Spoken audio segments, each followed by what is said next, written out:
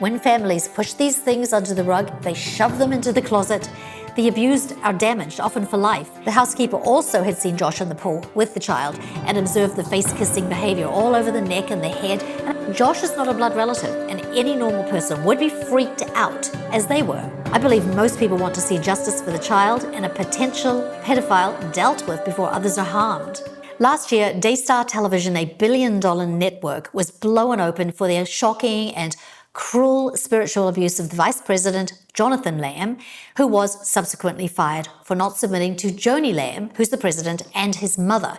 He had been told she's the voice of God. Other scandals included allegations and investigations into sexual child abuse of Jonathan and his wife Suzy's child, which I believe police will not be able to pursue until such a time when the child is able to speak for herself. And we know that this is around 2 decades.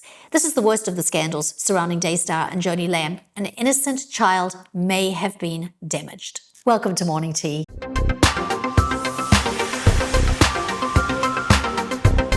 Hi, I'm Joanne Jolie. So glad you're here. So about Daystar, there have been other charges of misuse of ministry funds, employee intimidation. There's questions around the accumulation of wealth and inurement from Daystar, which is registered as a church. Inurement is where the net earnings or assets of a nonprofit benefit individuals, typically insiders like the founders, like family members. There was a disgraceful attitude towards donors that came out of the mouth of Joni's former husband, Marcus Lamb, who made a comment around the death money life insurance policies while he was on the golf course playing with friends. He callously noted another golfer and said, "Darn, the guy's not dead yet." There were also troubles around Joni's remarriage. Jonathan and Susan had reasonable questions around whether it was even biblical. So in the last year, over 24 ministry shows have left the network regarding all these scandals. The family has divided. It appears that Joni's daughters have sided with her against their brother Jonathan. And this week, Roy's Report released stunning videos of the actual police interviews with Joni's daughter, Rebecca Weiss, and her husband, Jonathan J.W. Weiss. These were conducted back in January of 2025. And they reveal their suspicions about the perpetrator. So in the first interview, they don't seem to be very clear on the sexual abuse accusations against that person who at the time was dubbed Pete, but who now has been publicly revealed to be Josh Brown, who is the husband of Joni's other daughter, Rachel Lamb Brown. In the second interview, about a week later, they have a change of mind. And this is because they had had a conversation with the housekeeper, who was a witness. And Rebecca says that this confirmed her gut feeling that Josh did do something when he was found in the bedroom with the naked 5-year-old. Rebecca says she wants the truth out. She wants the situation dealt with. She said, if he is a pedophile and he is doing this, we need him dealt with, period. For our niece.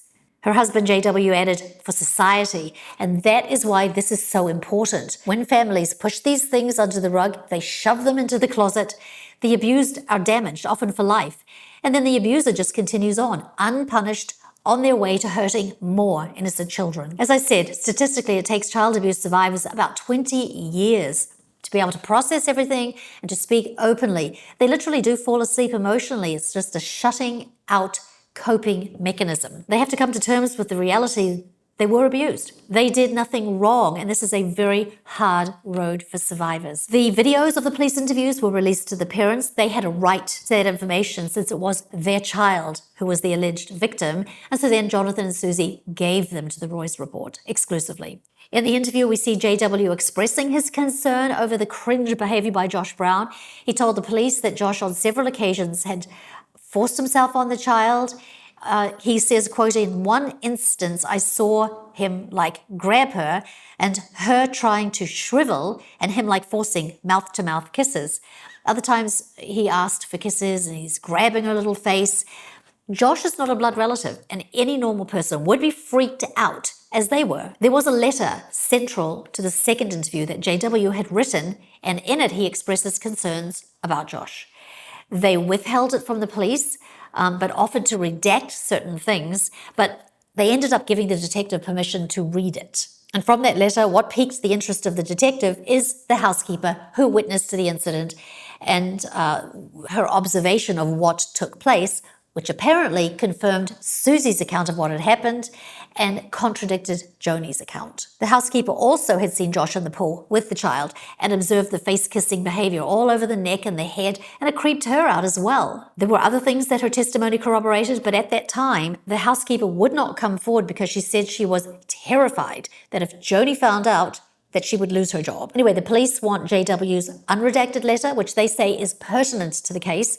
So they got a search warrant. The judge would not sign off on it. According to Roy's report, the police did interview the housekeeper, and that interview will be released in a few days. And I'm staying on top of this. I believe most people want to see justice for the child and a potential pedophile dealt with before others are harmed. And if there is a cover-up, a shameful thing, we want to see all held accountable for putting money and power before an evil perpetrated on an innocent child. All right then, I want to remind you about our live stream every Sunday, 7 p.m. Arizona time. It's called Encourage One Another. That's all I have now. I want to remind you before I go to look for the blessings because they're all around you. Bye-bye.